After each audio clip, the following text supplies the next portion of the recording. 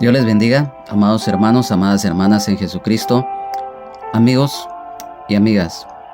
Es para mí un gozo, un privilegio en el amor de Jesucristo el desearles que se encuentren bendecidos, prosperados y en victoria en el Señor, siguiendo esta serie de estudios bíblicos que es nuestro anhelo, nuestro deseo que sea de bendición para todos y cada uno de los que lo puedan escuchar y también estudiar en casa, porque lo hacemos con el anhelo y el deseo sincero que la palabra del Señor llegue a todos los corazones de los que la puedan escuchar y estudiar, ya sea en esta transmisión en vivo o que posteriormente lo hagan.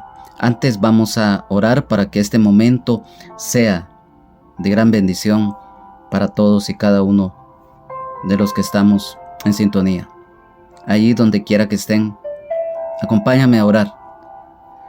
Padre y buen Dios, te damos gracias por esta oportunidad que nos brindas nuevamente de estarnos reuniendo a través de esta red social.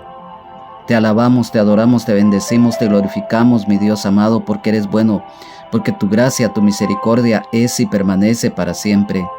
Gracias, Señor, porque eres bueno, porque tu misericordia es tan grande que es a través de tu gracia redentora es que nosotros tenemos ahora salvación, sanidad, libertad, vida eterna en abundancia y el perdón de nuestros pecados a través del sacrificio que tú hiciste en la cruz del Calvario, Señor Jesús, derramando tu sangre preciosa y dando tu vida por nosotros. Te pido, Señor, que tomes el control de este lugar y allá en donde quiera que estén sintonizando en este momento, que todo espíritu inmundo del aire, que todo estorbo, que toda perturbación, que todo obstáculo sea reprendido, sea atado, sea sujetado, sea destruido y sea echado fuera en el nombre de Jesús por el poder de tu palabra, Señor. Espíritu Santo de Dios, que no sea yo el que hable, sino que seas tú, Espíritu Santo, quien use mis labios para que esta palabra que sea revelada por ti llegue al corazón, la mente, el pensamiento, espíritu, alma y cuerpo de todos nosotros, para que la recibamos, para que tú la escribas, Señor, en nuestro corazón y que la pongamos por obra. Te lo pedimos, Padre, en el nombre que es sobre todo nombre de tu Hijo unigénito amado, Jesucristo, nuestro Señor y Salvador, el Rey de Reyes y Señor de Señores, a quien sea la honra, la gloria, la alabanza, la exaltación y la adoración por los siglos de los siglos. Amén. Y a ti, Espíritu Santo. Amén y amén. En esta hermosa oportunidad, continuando el estudio de el libro de los Hechos de los Apóstoles, capítulo 13, versículo 13 al 31. Hoy, continuando con este estudio, vamos a dar lectura a estos versículos para después irlos desglosando versículo por versículo de una manera breve para que nos pueda alcanzar el tiempo, ya que es muy extenso, y lo vamos a ir resumiendo para que ustedes allá en casa pues ya más despacio vamos a dar citas bíblicas para que ustedes las apunten y que puedan ya en casa pues ya un poco más despacio con su Biblia pues ya empezar a escudriñar la palabra. Dice así la palabra del Señor: honrando al Padre, al Hijo, al Espíritu Santo. Hechos de los Apóstoles, capítulo 13, versículo 13 en adelante, dice: Pablo y Bernabé en Antioquía de Pisidia. Habiendo zarpado de Pafos, Pablo y sus compañeros arribaron a Perge de Panfilia, pero Juan, apartándose de ellos, volvió a Jerusalén. Ellos, pasando de Perge, llegaron a Antioquía de Pisidia y entraron en la sinagoga un día de reposo y se sentaron. Y después de la lectura de la ley y de los profetas, los principales de la sinagoga mandaron a decirles: varones hermanos, si tenéis alguna palabra de exhortación para el pueblo, hablad. Entonces Pablo, levantándose, hecha señal de silencio con la mano, dijo: varones israelitas y los que teméis a Dios, oíd. El Dios de este pueblo de Israel escogió a nuestros padres y enalteció al pueblo, siendo ellos extranjeros en tierra de Egipto, y con brazo levantado los sacó de ella, y por un tiempo como de 40 años los soportó en el desierto, y habiendo destruido 7 naciones en la tierra de Canaán, les dio en herencia su territorio. Después, como por 450 años les dio jueces hasta el profeta Samuel. Luego pidieron rey, y Dios les dio a Saúl, hijo de Cis, varón de la tribu de Benjamín, por 40 años. Quitado éste, les levantó por rey a David, de quien dio también testimonio diciendo: He hallado a David, hijo de Isaí, varón conforme a mi corazón, quien hará todo lo que yo quiero. De la descendencia de éste, y conforme a la promesa, Dios levantó a Jesús por Salvador a Israel. Antes de su venida predicó Juan el bautismo de arrepentimiento a todo el pueblo de Israel. Mas cuando Juan terminaba su carrera dijo: ¿Quién pensáis que soy?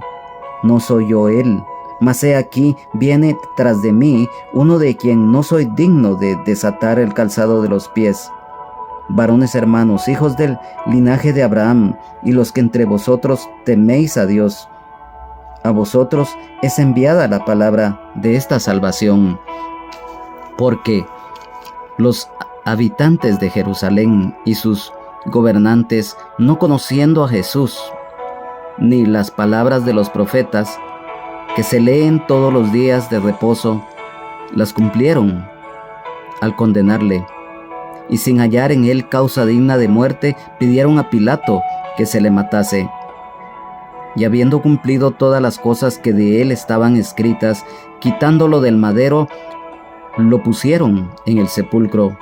Mas Dios le levantó de los muertos, y él se apareció durante muchos días a los que habían subido, fueron juntamente con él de Galilea a Jerusalén, los cuales ahora son sus testigos ante el pueblo. Amén. Definitivamente, acá nos damos cuenta que ya las buenas nuevas de salvación en Jesucristo empezaban a divulgarse a través del apóstol San Pablo, Bernabé y de Juan Marcos. A pesar de la persecución que empezaba, ya había empezado específicamente después del martirio de Esteban, como lo estudiamos anteriormente, siguió. Las buenas nuevas de salvación empezaron a ser divulgadas por estos varones. Y dice la palabra de Dios aquí en el versículo 13 del capítulo 13: habiendo zarpado de Pafos, Pablo y sus compañeros arribaron a Perge de Panfilia, pero Juan, apartándose de ellos, volvió a Jerusalén. Vemos acá que definitivamente ellos, los tres, zarparon del puerto de Pafos, y que allí en Perge, que pertenecía a la jurisdicción de Panfilia, que ya lo vamos a detallar sobre ello, pero Juan se apartó de ellos. No lo dice la palabra en sí, sino que más adelante, cuando hubo una pequeña controversia, cuando se dio de que Pablo escogió a Silas como compañero y Bernabé se fue con Juan Marcos, debido a esto, de que Juan Marcos partió a Jerusalén, ya no siguió con ellos por algún motivo, y definitivamente esto más adelante causó tal vez no divisionismo, pero sí algo que definitivamente hizo que tanto el apóstol Pablo como Bernabé siguieran caminos distintos, pero siempre en un mismo sentir, llevando la palabra. En cuanto dice acá que ellos arribaron a Perge, quiero decirte, amado hermano, amada hermana, que Perge de Panfilia estaba localizada al sur de Anatolia, lo que hoy se conoce como Turquía, y estaba en la orilla de un río que se llama Río Cestro. Y allí, en ese lugar, en esa ciudad, se encontraba un templo pagano dedicado al ídolo llamado Artemisa. Recordemos que Artemisa, entre comillas, era una diosa, la cual le rendían tributo. Y la palabra Perge viene del idioma griego pergeo, o sea, P-E-R-G-E-O, lo cual tiene una raíz, es pérgalos, siempre en el idioma griego. Y esta ciudad de Perge le hacía la competencia a Éfeso en ese tiempo en muchos aspectos, tristemente en lo que era el culto idolátrico. Entonces vemos que esta ciudad, esta parte de Perge, pertenecía a la región de Panfilia. Panfilia significa en el idioma griego todas las razas y se deriva de Panfulia. Y esta provincia romana estaba en el sur de lo que es Licia, que era otra localidad siempre ahí en Asia Menor, lo que hoy es Turquía. Y nos damos cuenta que estaba también cerca de Pisidia y de Cilicia, otras ciudades también de esa misma región. Entonces nos damos cuenta que Panfilia por un tiempo formó parte del reino de Lidia. Luego fue absorbida por los persas, luego por los seleucidas, que eran, digamos, descendientes del rey griego Seleuco, que él fue rey de Siria y toda esa región de Turquía, de Israel en ese tiempo. Y también más adelante formó parte del reino de Pérgamo. Entonces nos damos cuenta que también Panfilia se unió un tiempo a lo que era Cilicia, como lo dijimos anteriormente, y luego por breve tiempo también se unió al reino de Galacia. Entonces nos damos cuenta que efectivamente en esos lugares se empezó a divulgar la palabra de Dios. Entonces vemos acá en el versículo 14 que dice: ellos, pasando de Perge, llegaron a Antioquía de Pisidia y entraron en la sinagoga un día de reposo y se sentaron. Vemos acá que efectivamente, debido a la dispersión de los primeros creyentes de la iglesia, muchos judíos tuvieron que huir y llegaron a muchas regiones de lo que es la parte de Turquía en Asia Menor. En el anterior capítulo vimos que llegaron muchos a Chipre y a Cirene, que se encontraba en Libia, lo que hoy es África del Norte. Entonces llegaron, dice, a ese lugar y ahí había una sinagoga. Yo quiero que me pongas mucha atención a lo siguiente, que ya solamente el apóstol Pablo y Bernabé estaban, ya Juan Marcos se había regresado a Jerusalén y solamente ellos estaban. Y entonces llegaron a Antioquía de Pisidia. Aquí mismo en Hechos de los Apóstoles capítulo 14 versículo 19 nos dice la palabra del Señor: entonces vinieron unos judíos de Antioquía y de Iconio, que persuadieron a la multitud y habiendo apedreado a Pablo, le arrastraron fuera de la ciudad pensando que estaba muerto.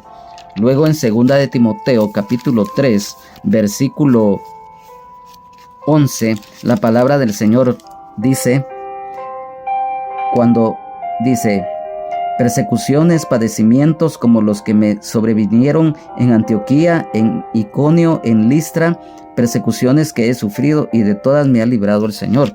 Allí fue perseguido el apóstol Pablo y allí fue el lugar en donde él fue apedreado y lo dieron por muerto. Y es ahí en donde fue el apóstol Pablo más adelante en su epístola a los Corintios. Él narra que él fue llevado al tercer cielo. Él fue llevado allá. Fue en ese momento. Pero eso ya lo vamos a estudiar más adelante cuando estudiemos las epístolas a los Corintios. Entonces vemos que Antioquía de Pisidia, recordemos que Antioquía viene del idioma latín Antiocha Caesoria, lo cual esta Antioquía se encontraba en Pisidia, en el sur de las montañas en Frigia, y fue fundada en el siglo III por el rey Antíoco I. Antioquía en idioma turco es Antaquia y está en el mar Mediterráneo y en su momento fue la capital del imperio Seleucida, y existieron, como lo dijimos anteriormente también en los otros anteriores estudios que hemos tenido, que habían varias ciudades que llevaban el mismo nombre, Antioquía, pero esta es Antioquía de Pisidia. Entonces nos damos cuenta que allí se encontraba una sinagoga. La palabra sinagoga viene del idioma griego sinagoge, que significa lugar de reunión, y en el idioma hebreo viene de la palabra Bet Neset, que significa lugar de la asamblea. La sinagoga era un edificio que estaba dedicado a lo que era el judaísmo, ya que definitivamente sabemos que únicamente en estas sinagogas se daba lectura a lo que era la ley mosaica. No se hacían sacrificios ni holocaustos, porque eso solamente los hacían en el templo de Jerusalén. Entonces, por lo tanto, dice la Biblia acá que tanto el apóstol Pablo como Bernabé entraron a la sinagoga y se sentaron a escuchar la lectura de la ley y de los profetas. Y nos damos cuenta que efectivamente hay algo muy importante en este pasaje, y es que en el versículo 15 dice: y después de la lectura de la ley y de los profetas, los principales de la sinagoga mandaron a decirles: varones hermanos, si tenéis alguna palabra de exhortación para el pueblo, hablad. Vemos que sin duda alguna ya estos que se congregaban en la sinagoga ya habían escuchado seguramente del evangelio, y también ya habían escuchado del apóstol Pablo y de Bernabé y de Juan Marcos, y los invitaron a que ellos, si tenían una palabra de exhortación, como dice acá, que hablaran. Vemos entonces que esa fue una oportunidad para predicar el evangelio. Hubo una receptividad de parte de los que estaban ahí, de los líderes principalmente, de escuchar la palabra. Y vemos también ellos mismos una palabra de exhortación. Entonces vemos que muchas veces, si nosotros tenemos la oportunidad de poder hablar en cualquier lugar que tal vez no sea el adecuado, pero si nos brindan la oportunidad y nosotros, respaldados por el Espíritu Santo, lo hacemos, lo podemos hacer porque estamos respaldados por el Espíritu Santo. Y por lo tanto esto fue lo que pasó, que hubo receptividad en la sinagoga. Entonces vemos en el versículo 16: entonces Pablo, levantándose, hecho señal de silencio con la mano, dijo: varones israelitas y los que teméis a Dios, oíd. Vemos ahí que definitivamente el apóstol Pablo toma el liderazgo. Eso es muy importante, amado hermano, porque si el Señor te ha llamado a predicar la palabra, o aunque no tengas el privilegio de predicar, pero tienes un talento, un don, lo tienes que desarrollar, no lo tienes que ocultar. Y si en algún momento tienes que tomar la iniciativa, lo tienes que hacer. El apóstol Pablo la tomó porque él expuso el evangelio a partir de ese momento. Y dijo acá en el versículo 16: varones israelitas y los que teméis a Dios, oíd. Vemos que el temor de Dios siempre tiene que estar en nosotros. Recordemos que el principio de la sabiduría es el temor de Jehová, y por lo tanto acá dice que el apóstol Pablo exhortó a los presentes a que escucharan atentamente el mensaje de la palabra de Dios. Entonces vemos efectivamente, amado hermano, en el versículo 17: el Dios de este pueblo de Israel escogió a nuestros padres y enalteció al pueblo, siendo ellos extranjeros en tierra de Egipto, y con brazo levantado les sacó de ella. Vemos acá que el apóstol Pablo empieza a relatar en una historia breve la historia del pueblo de Israel. Y nos damos cuenta que él dice: el Dios de este pueblo de Israel, Jehová de los ejércitos. Y nos damos cuenta acá algo muy importante. Muchos escépticos y muchos ateos se han dado a la tarea de querer desvirtuar que Israel es el pueblo escogido de Dios. Y vemos acá que el apóstol Pablo manifiesta que Israel es el pueblo escogido por Dios a través de la promesa que Dios le dio a Abraham y que empezó a hacer manifiesta con Isaac, luego con Jacob y los 12 hijos de Jacob. Entonces nos damos cuenta que Israel es exaltado, es que tiene un privilegio ante Dios. Y Dios liberó al pueblo de Israel de la esclavitud en Egipto utilizando a Moisés.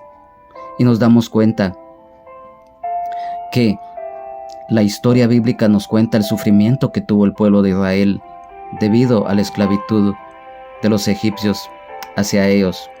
Vemos que con brazo fuerte y poderoso el Señor los sacó de la esclavitud de Egipto. Así hoy también nosotros, cuando salimos de Egipto, que es el mundo, el Señor nos acompaña, el Señor nos cuida, el Señor nos protege y nos da las fuerzas para seguir adelante.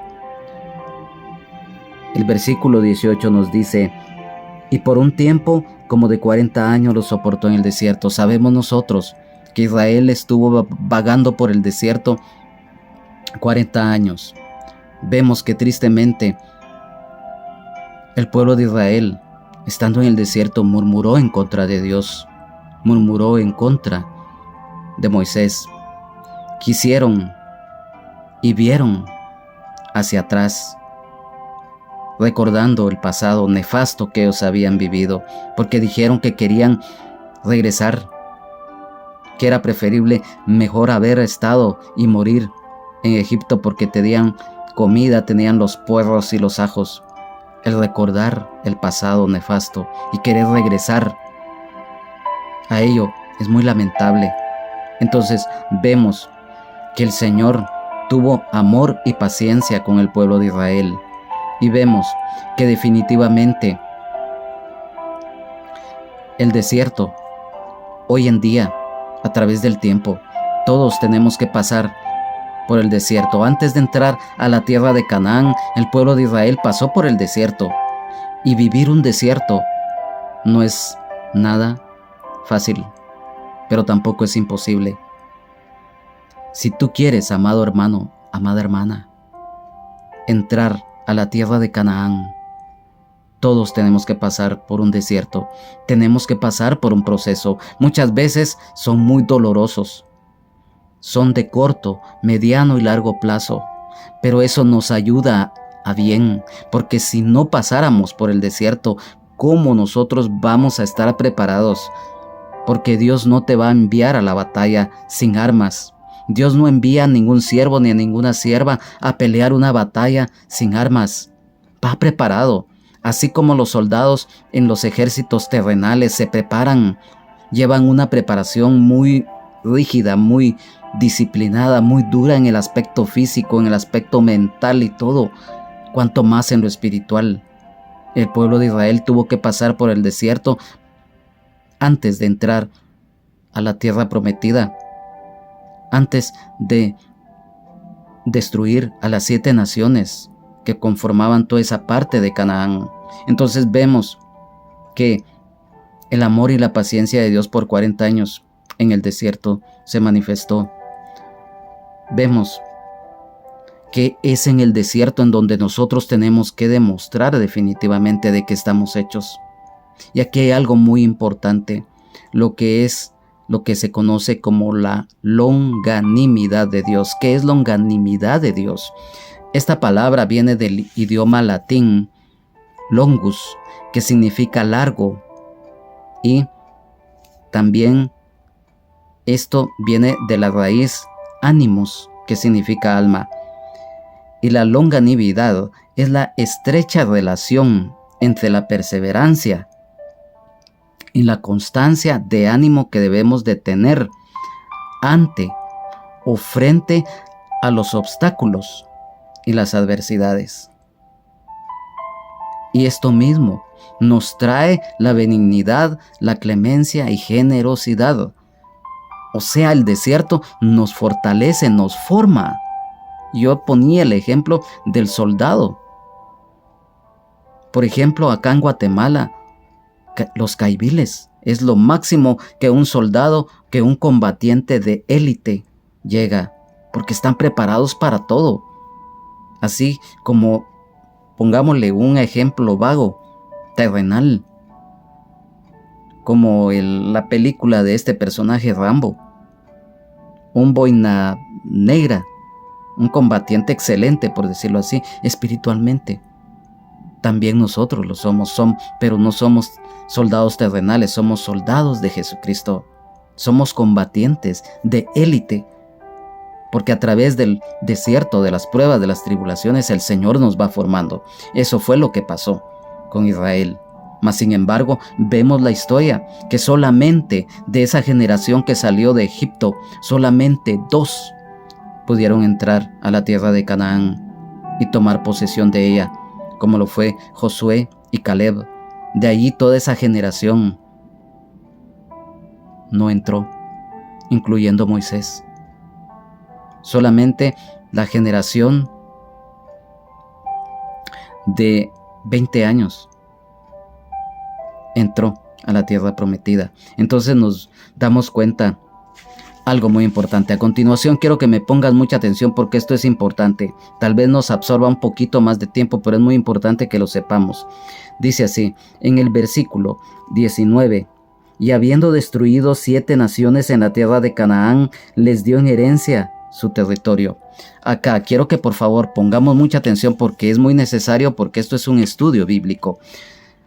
Dios destruyó a 7 naciones, como lo dice la palabra, que eran unas naciones paganas, eran abominables por sus prácticas y por eso Dios las destruyó.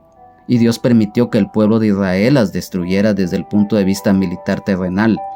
Estos eran naciones, sus habitantes eran descendientes de Canaán, que era un hijo, o sea, era hijo de Cam, hijo de Noé. Recordemos que toda esa descendencia de Cam fueron tristemente por lo que hizo el papá de ellos, por decirlo así, por lo que hizo Cam a Noé. A él lo maldijeron. Entonces esa maldición cayó sobre su generación. Entonces ahí vemos la raíz, por qué estas naciones paganas eran abominables ante Dios. Más al final de lo que te diga de este versículo vamos a saber por qué es que estas naciones eran paganas y por eso fueron quitadas de sobre la faz de la tierra por Dios. Vemos que los cananeos, los amorreos, los gergeseos, los hititas, los heveos, los jebuseos y los fereceos eran de toda esa región de Canaán.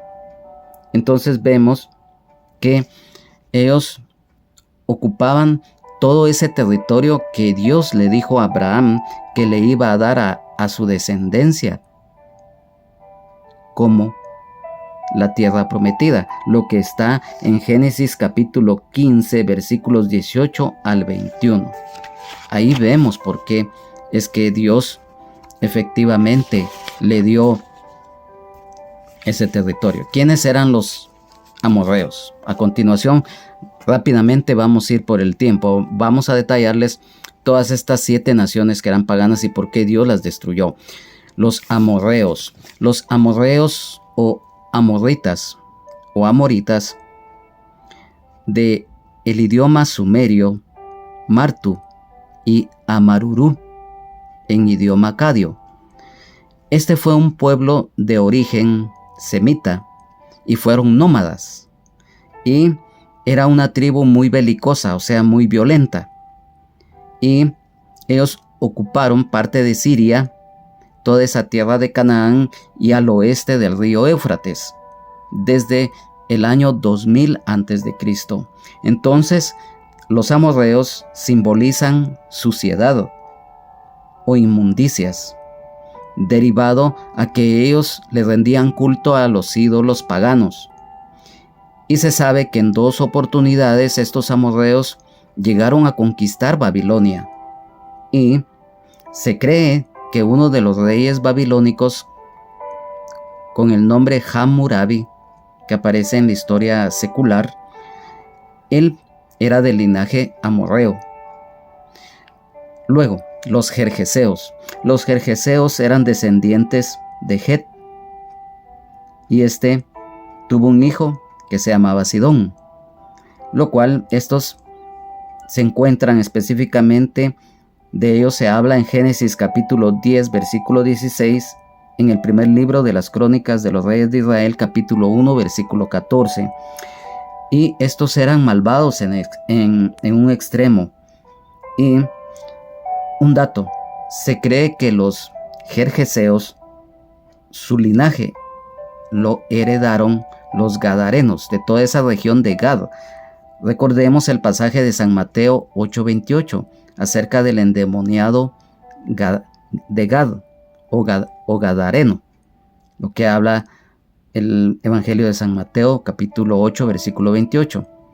Por eso vemos entonces por qué en parte que estaba endemoniado y toda esa región definitivamente fue llena de demonios, la región de Gad.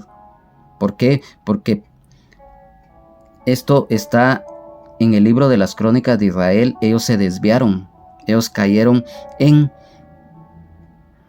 ritos paganos. Recordemos que en los tiempos del rey David, cuando iban a la guerra, dice que de los combatientes más feroces, de los mejores combatientes que tenía el ejército de Israel en tiempo del rey David, eran precisamente de la tribu de Gad, pero ellos se desviaron, y por eso fue que esa región fue infestada de demonios. Que el Señor Jesucristo reprenda al diablo.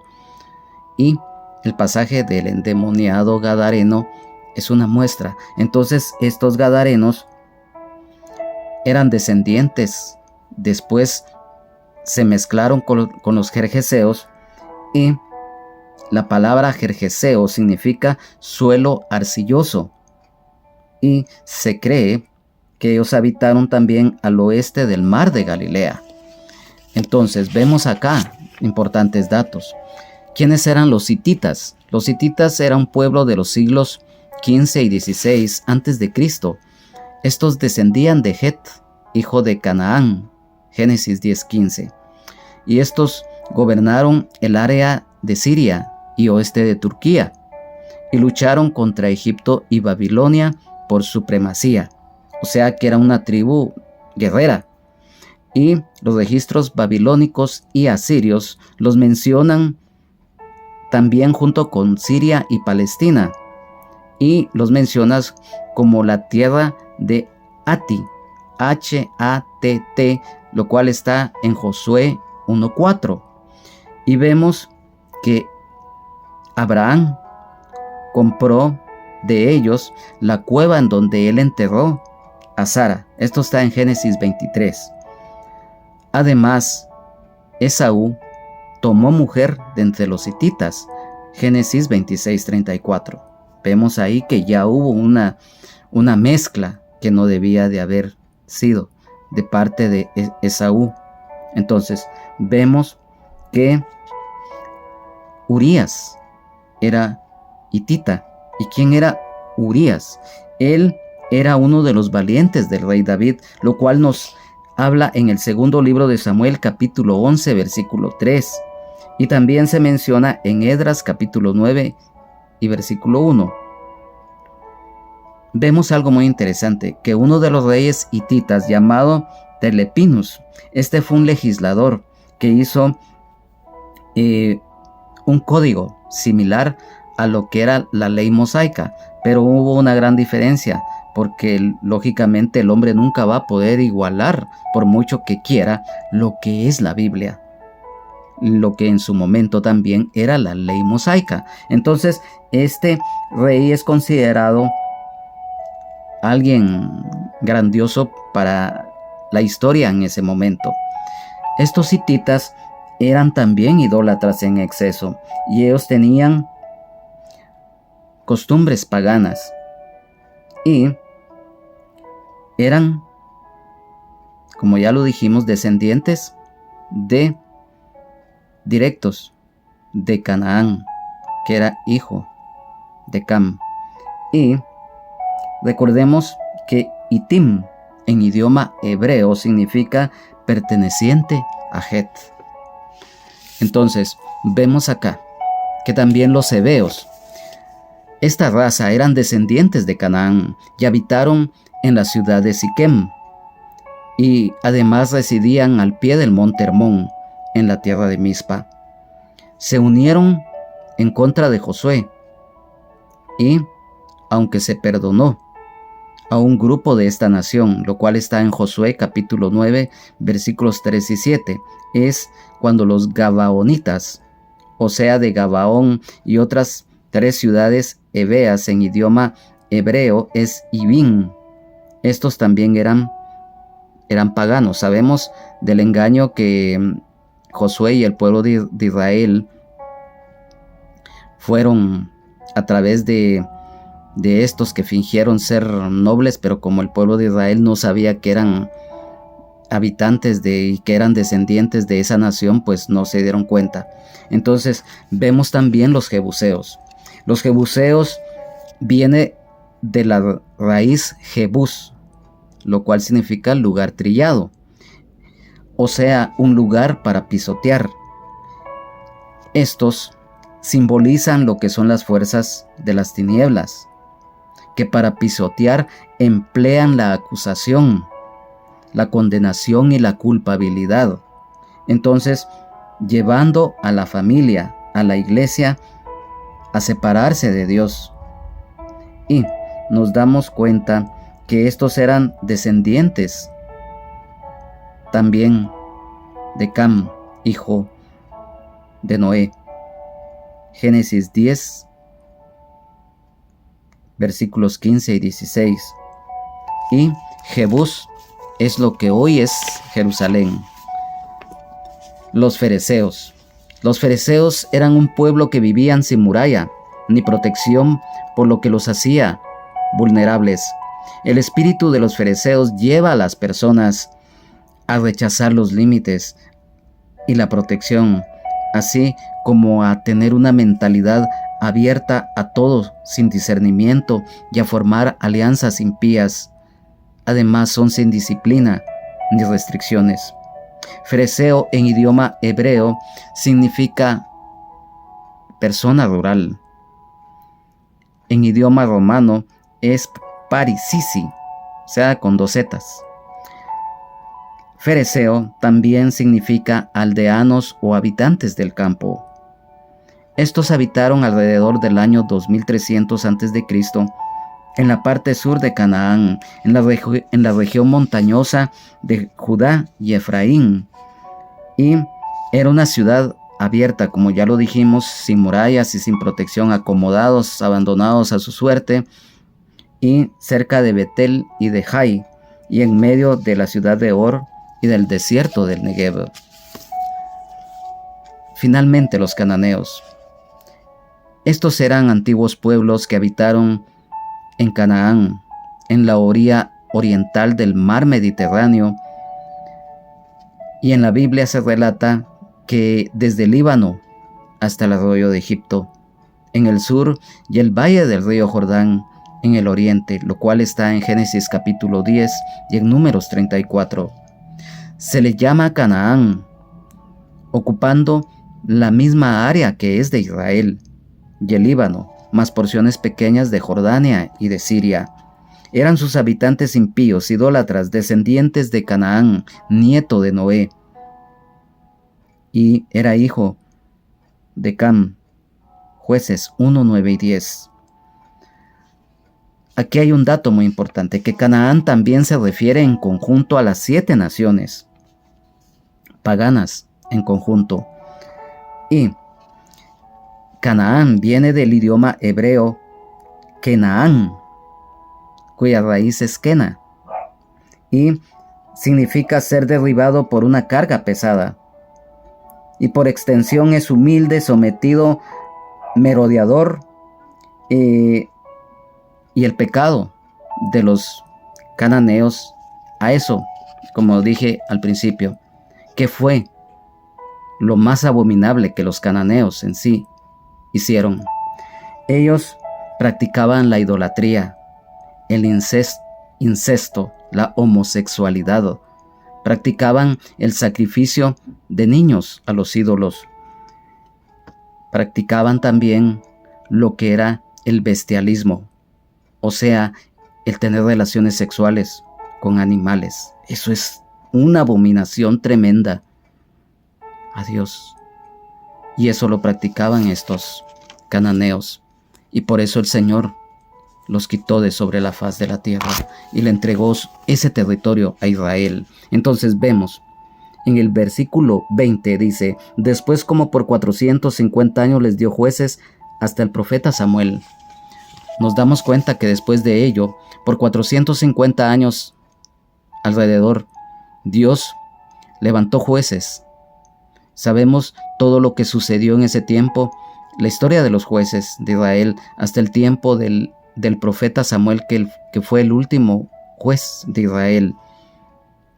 Y vemos que el profeta Samuel es un nombre propio de origen hebreo, y en su variante español significa escuchado por Dios, Dios ha oído, o también a quien Dios escucha.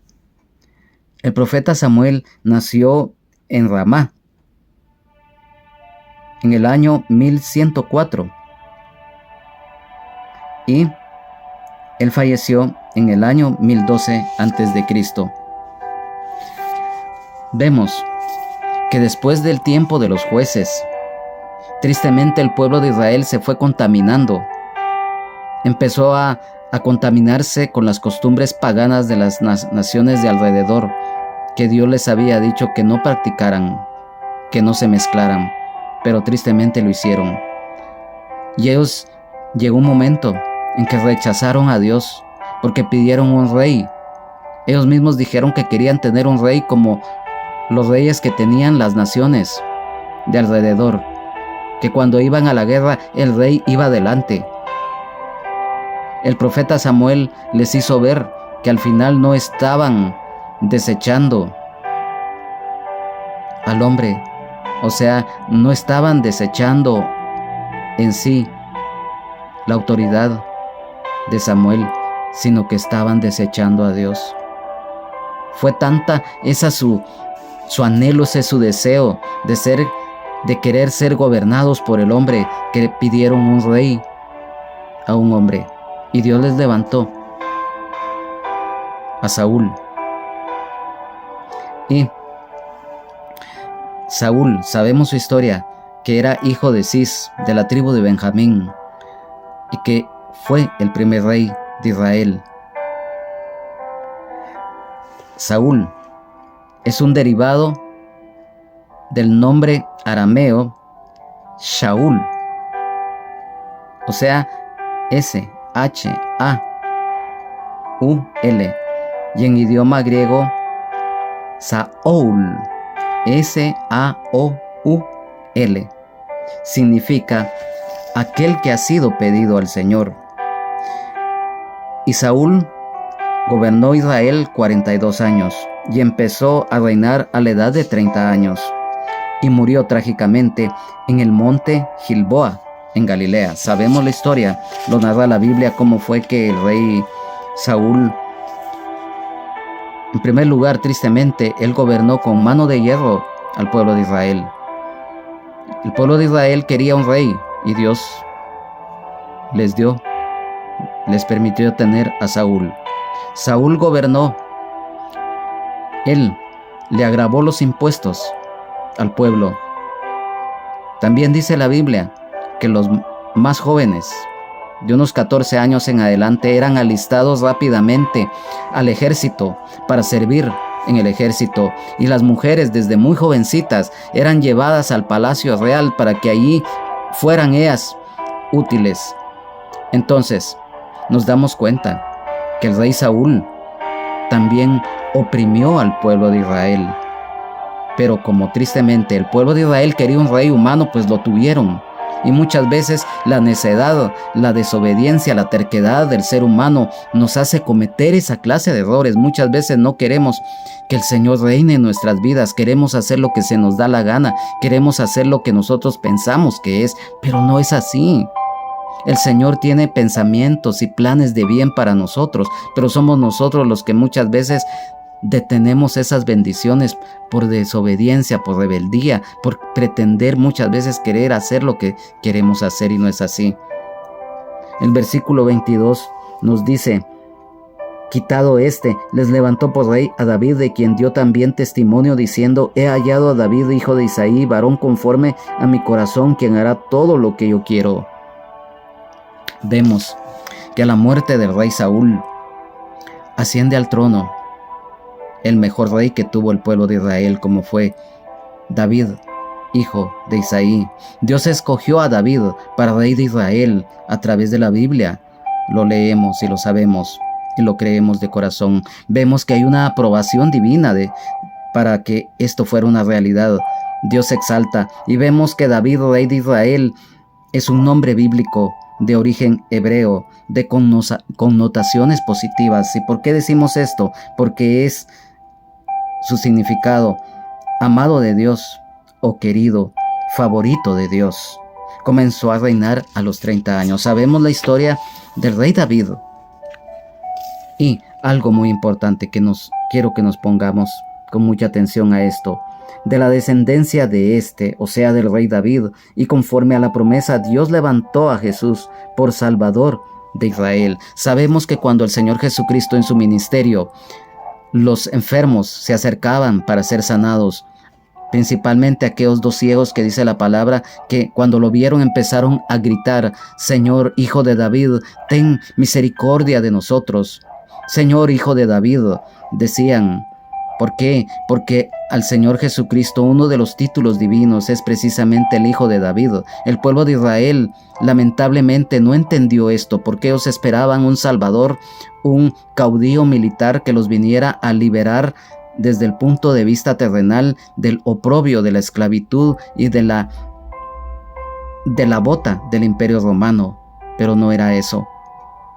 El pueblo de Israel esperaba al Mesías, esperaban al rey de Israel, como Moisés se los había también profetizado, pero ellos tenían el concepto totalmente equivocado y pensaban que el hijo de David era, como lo reitero, un caudillo militar, una especie como de Robin Hood que los viniera a liberar, o una especie de los jueces que tuvieron en la antigüedad. Pero no era eso. Efectivamente venía por algo más profundo, por algo espiritual que nos va a dar las bendiciones espirituales y celestiales, como lo sabemos. Entonces vemos que Jesucristo, nuestro Señor y Salvador, el Rey de Reyes y Señor de Señores, es el Mesías prometido, lo que habla Isaías capítulo 11, versículo 1, y en San Mateo 1:1. Vemos que acá, como lo dice el versículo 23, que del rey David, de su linaje, iba, conforme a la promesa, Dios iba a levantar a Jesús por Salvador de Israel. Vemos que aquí el nombre Jesús tiene una raíz.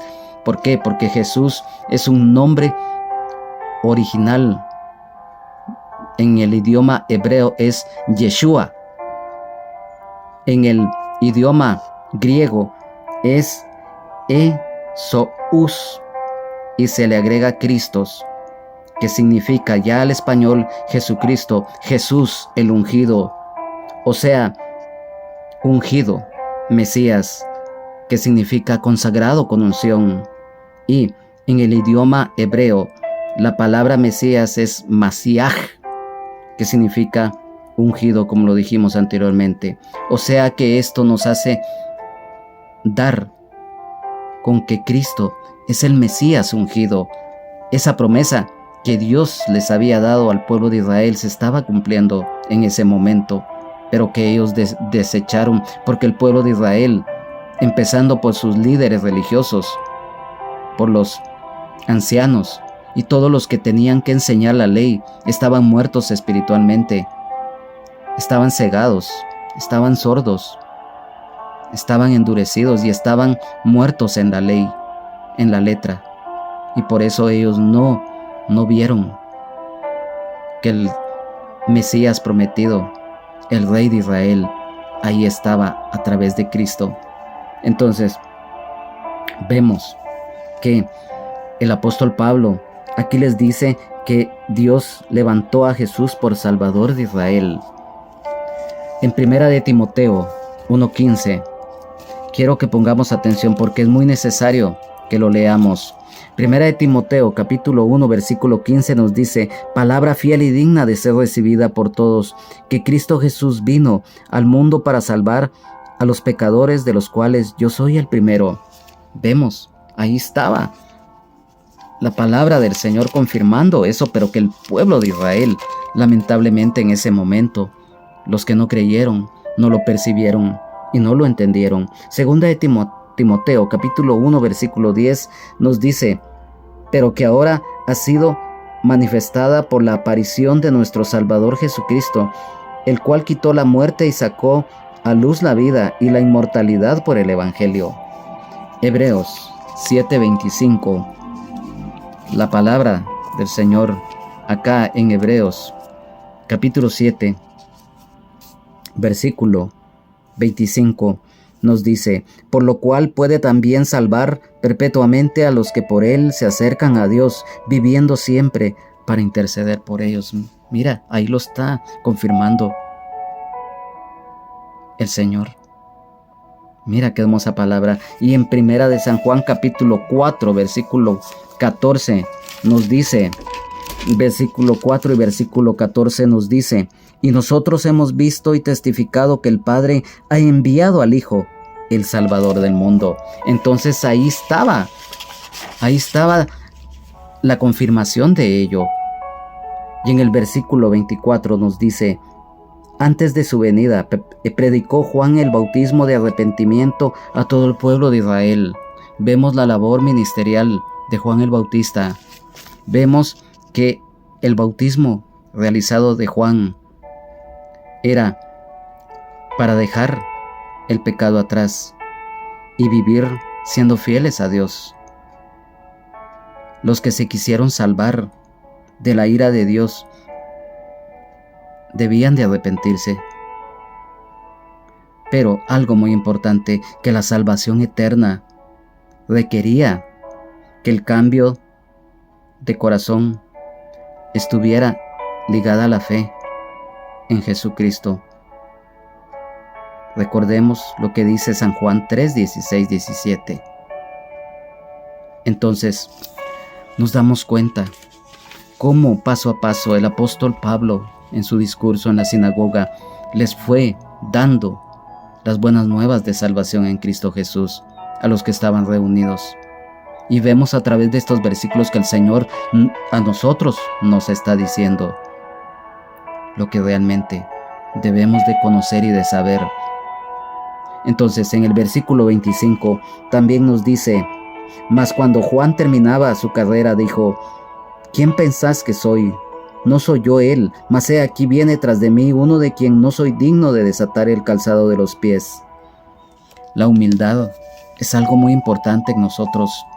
La humildad de Juan el Bautista, la indignidad sentida por parte de Juan el Bautista, y vemos la misión cumplida por parte de Juan. Y nos damos cuenta la preeminencia de Jesucristo, porque Juan el Bautista se sintió indigno de tan siquiera desatarle las correas de su calzado, dice.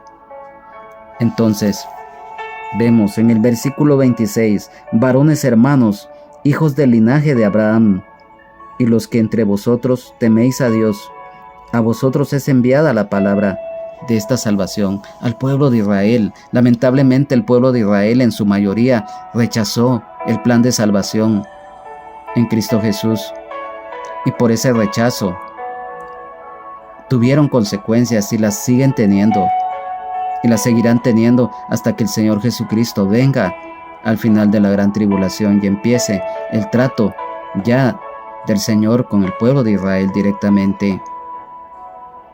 Hoy vemos, entonces, que a raíz de ese rechazo del pueblo de Israel al plan de salvación de Dios en Cristo Jesús, nosotros los gentiles alcanzamos también ese regalo inmerecido, que es la gracia de Dios en Cristo Jesús.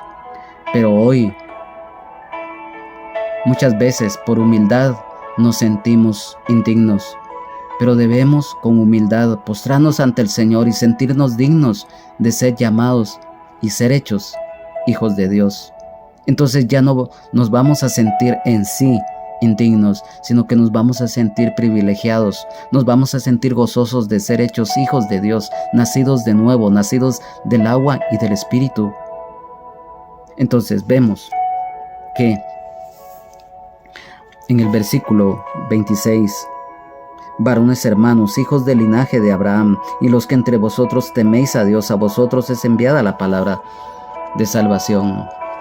Israel, el linaje de Abraham, vemos que el temor, lo dijimos anteriormente, el temor de Dios tiene que imperar en nuestras vidas y que la oportunidad es para todos, de la gracia de Dios en la fe en Jesucristo. Entonces nos podemos dar cuenta en el versículo 27, porque los habitantes de Jerusalén y sus gobernantes, no conociendo a Jesús ni las palabras de los profetas que se leen todos los días de reposo, las cumplieron al condenarle. Vemos que por la dureza del corazón, por la ceguera, por la sordera espiritual que tuvieron los líderes de Israel y el pueblo que no creyó, el Señor fue condenado a la muerte de crucifixión. Pero eso era que se tenía que cumplir, y siempre lo hemos dicho. Si no hubieran sido los del pueblo de Israel que lo hubieran hecho, hubiera sido otros, pero tristemente fue su mismo pueblo que lo rechazó. Y lo dijimos hace unos momentos, han habido consecuencias por ello. Entonces, vemos que los líderes religiosos, los ancianos, las autoridades romanas, ignoraban de Jesús. Y vemos que definitivamente que a pesar que a través de la ley y de los profetas se anunciaba la venida del Señor Jesucristo al pueblo de Israel en ese momento, ellos ignoraron, ellos no lo supieron discernir, y por lo tanto la ignorancia de la palabra es algo que pasa factura. Aquel o aquella que tristemente mayormente rechaza la palabra de Dios, la ignorancia. Y ellos, como lo dijimos, ellos condenaron al Señor Jesucristo sin discernir realmente lo que ellos estaban haciendo, porque si ellos lo hubieran entendido, no hubiera pasado lo que pasó en sí, pero era necesario que pasara, porque lo reiteramos, si no hubieran sido el pueblo de Israel los encargados de hacer esto, hubiera sido otros, pero no hubiera sido el pueblo de Israel, pero tristemente ellos lo hicieron. Entonces vemos en el versículo 28, y sin hallar en él causa digna de muerte, pidieron a Pilato que se le matase. Miren hasta dónde llegó el odio, el condenar a la muerte a un inocente. Los celos religiosos son destructivos, porque recordemos que los líderes religiosos, empezando por el sumo sacerdote, por los ancianos, por los fariseos, por los saduceos y el pueblo que los rechazaba, era un odio hacia el Señor Jesucristo, eran unos celos tremendos, porque recordemos que el Señor en su momento los amonestó: ay de vosotros, escribas y fariseos hipócritas, y les dijo la verdad, y ellos se molestaron. El odio hacia el Señor, su inocencia, Jesucristo sin pecado. Y vemos que fue Poncio Pilato, aquel hombre que, si lo miramos desde el punto de vista terrenal, es muy duro el tildarlo, pero fue un hombre cobarde, porque él sabía que el Señor era inocente. Él mismo lo reconoció y con sus propias palabras, pero pudo más el pretender quedar bien, el miedo a perder el puesto, las amenazas del pueblo que le dijeron que si no condenaba o no crucificaba al Señor, no era amigo del César. El pretender aferrarse al poder, su cobardía, hizo esto, pero para que se cumpliera la Escritura. Entonces vemos en el versículo 29, y habiendo cumplido todas las cosas que de él estaban escritas, quitándolo del madero, lo pusieron en el sepulcro. Vemos lo que los evangelios nos relatan de la muerte del Señor en la cruz, el cumplimiento del plan de salvación, que él murió y que fue sepultado, pero resucitó al tercer día y hoy está vivo. Está sentado a la diestra del Padre, intercediendo por nosotros. Entonces nos damos cuenta que a través del sacrificio en la cruz del Calvario del Señor fue el cumplimiento espiritual y terrenal de lo que ya estaba establecido. En el versículo 30 dice, mas Dios le levantó de los muertos. El apóstol Pablo, con convicción plena, relata acerca de la resurrección del Señor Jesucristo. Y vemos que Dios le levantó de los muertos. Allá en Romanos capítulo 10, versículo 9 y versículo 10 dice, que si confesares con tu boca que Jesús es el Señor, y creyeres en tu corazón que Dios le levantó de los muertos, serás salvo. Porque con el corazón se cree para justicia, pero con la boca se confiesa para salvación. Vemos en el versículo 9, que si confesares con tu boca que Jesús es el Señor, y creyeres en tu corazón que Dios le levantó de los muertos, serás salvo. La gracia y la misericordia del Señor. Dios levantó de los muertos al Señor. El Señor estuvo 3 días y 3 noches en el corazón de la tierra, tal como Él se los había dicho al pueblo de Israel cuando aquella generación malvada le pidió una señal para creer en Él. Y Él les dijo que señal no les era dada, sino únicamente la señal del profeta Jonás, que así como Jonás había estado en el vientre del pez 3 días y 3 noches, el Hijo del Hombre iba a estar en el corazón de la tierra 3 días y 3 noches, lo cual se cumplió. Recordemos que el Señor fue allá abajo y le fue a dar el tiro de gracia, como se dice comúnmente, al enemigo, porque le fue a quitar las llaves de la muerte y del Hades al enemigo, a su territorio, lo cual está escrito en Apocalipsis capítulo 1. En Apocalipsis capítulo 1, versículo 18, que dice, y el que vivo y estuve muerto, mas he aquí que vivo por los siglos de los siglos, amén, y tengo las llaves de la muerte y del Hades. Entonces vemos que el Señor resucitó. Y hoy dice la Biblia que si el Señor no hubiera resucitado, vana sería nuestra fe. El Señor está vivo. Él es eterno. Él vive por los siglos de los siglos. Amén.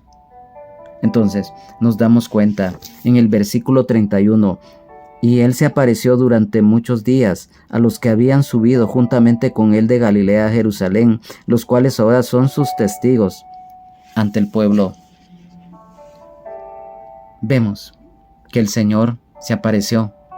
El relato del Evangelio de San Juan, cuando aquellos 2 discípulos que iban tristes por la muerte del Señor, y Él se les apareció y los acompañó, dice la Biblia, y los testigos que ellos lo vieron dan fe de ello. Y por lo tanto, hoy te digo, amado hermano, amada hermana, hoy el Señor está hablando de nuestras vidas. Vemos que a través de estos versículos, las buenas nuevas de salvación en Jesucristo se fueron divulgando. El apóstol Pablo empezó a desarrollar su ministerio.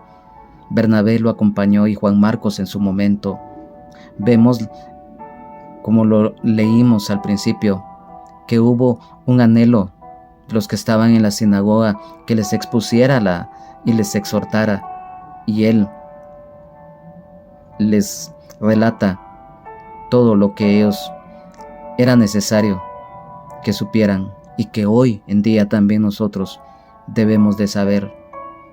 Hoy el Señor, amigo y amiga, que no conoces de la gracia de Dios en Jesucristo, hoy el Señor te está hablando, porque no es casualidad, no es buena suerte, no es a la aventura que hoy por algún motivo hayas escuchado este estudio bíblico.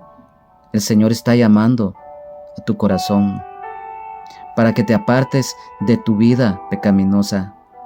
Yo no soy quien para juzgarte o criticarte o señalarte, porque yo también soy un ser humano. Pero sí te digo, si no conoces de la gracia de Dios, hay solución. Si te sientes agobiado, si te sientes quizás que ya no hay solución para tus problemas, o que la vida te ha tratado mal, o has sufrido no sé qué problemas o no sé qué situaciones, pero hay solución a los mismos, y es a través de Jesucristo, el Hijo de Dios. Él dio su vida por nosotros en la cruz del Calvario para darnos salvación, sanidad, libertad, vida eterna en abundancia y el perdón de nuestros pecados. Recordemos que dice la Biblia que a los que le recibieron, a los que creen en su nombre, les dio potestad de ser hechos hijos de Dios. Y por lo tanto, si hoy te arrepientes de tus pecados, los confiesas, le pides perdón a Dios, reconociendo que el Señor Jesucristo, al morir en la cruz y derramar su sangre preciosa en la misma, pagó la deuda de pecado que teníamos ante el Padre, heredada de la desobediencia de Adán. Dice la Biblia: por cuanto todos pecaron, están destituidos de la gloria de Dios. Mas Dios muestra su amor para con nosotros, en que siendo aún pecadores, Cristo murió por nosotros. Y dice la palabra de Dios: porque de tal manera amó Dios al mundo, que ha dado a su Hijo unigénito, para que todo aquel que en Él cree no se pierda, mas tenga vida eterna. Porque no envió Dios a su Hijo para condenar al mundo, sino para que el mundo sea salvo por Él. San Juan 3, 16, 17. Hoy el Señor te está hablando. Ven a Cristo. Ven a la cruz y obtendrás, como ya lo dijimos, la salvación, la sanidad, la libertad, la vida eterna en abundancia y el perdón de tus pecados. Amado hermano, amada hermana en Jesucristo, que esta serie de estudio bíblico sea de bendición, porque lo hacemos con todo el anhelo, con todo el corazón, con todo el esfuerzo, con toda la dedicación, para que aprendamos, porque aquí aprendemos todos. Nadie se puede jactar de que yo ya sé más que el hermano, que la hermana, que yo soy mejor para esto. No, somos miembros del cuerpo de Cristo, y como miembros del cuerpo de Cristo, cada uno tiene dones, talentos. Muchos tenemos ministerio o ministerios. Así como el cuerpo tiene diferentes miembros, tenemos los ojos, los oídos, nuestra boca, nuestras manos, nuestros pies. Así también en el cuerpo de Cristo, que es la iglesia, tenemos un privilegio o privilegios, y el otro tiene otros dones, talentos. Unos hermanos y unas hermanas, el Señor las usa para llevar la palabra de Dios. Otros en el servicio del diaconado, en el evangelismo, en visitar hogares, en intercesión. Y así, como miembros del cuerpo de Cristo, debemos de estar al final en un mismo sentir, que es en Cristo. Hoy vamos a orar para que esta palabra haya sido de bendición. Amado Padre, te damos gracias, mi Dios amado, por permitirnos hoy haber estado acá compartiendo de tu palabra, porque no es palabra de hombre, ni de mujer, ni mi criterio, ni de lo que yo piense. Es tu palabra revelada por el Espíritu Santo. Y deseamos que tú la escribas, que la grabes en nuestro corazón, en nuestra mente, en nuestro pensamiento, en nuestro cerebro, espíritu, alma y cuerpo, y todo nuestro ser, para ponerla por obra y que dé fruto al 100%. Gracias, Señor, por estos momentos que nos has dado. Gracias, Señor, porque hoy has hablado a nuestros corazones y a nuestras vidas. Te pido, Señor, por aquellos y aquellas que no te conocen, por aquellos que se encuentran en las cárceles, en los hospitales, por aquellos enfermos, por aquellos minusválidos, por aquellos discapacitados, por aquellos ancianos, ancianas, abuelos o abuelas marginados, abandonados o vituperados por su misma familia muchas veces, por aquellos niños y niñas de hogares desintegrados, niños y niñas tristemente que deambulan por las calles abandonados, por aquellos niños y niñas que hoy están sufriendo violencia intrafamiliar aún de sus propios padres. Te ruego por aquella que no te conoce, por aquel o aquella que está en la cárcel, que está en algún centro de detención purgando una condena o esperando quizás su caso. Dales fuerzas. Dice tu palabra que si aún de la oscuridad alguien te buscare, tú de ahí lo sacarás y lo escucharás. Gracias, Señor, por esta palabra. No tenemos cómo poder pagarte tu gracia y tu misericordia.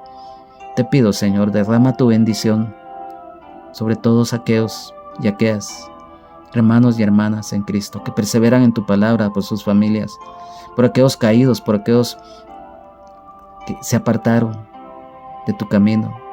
Atráelos con lazos de amor y de misericordia para que se reconcilien contigo, Señor, por aquel hermano, por aquella hermana que se apartó, por aquel y por aquella que no te conoce. Por mi familia también te lo pido, por mis hijos, por toda mi familia, para que muy pronto también ellos vengan a tus pies y reconozcan que separados de ti nada somos, separados de ti nada podemos hacer. Gracias, Espíritu Santo, porque estás con nosotros constantemente, redarguyendo y convenciéndonos de pecado, de justicia y de juicio, restaurando y transformando nuestras vidas, para que el fruto del Espíritu se manifieste en nosotros, y que el amor, el temor de Dios, el amor al prójimo, la humildad, el practicar la justicia, amar la misericordia y humillarnos ante ti, Señor, sean pilares fundamentales en nuestra vida. Gracias, Padre, gracias, Señor, gracias, Espíritu Santo. Amén y amén.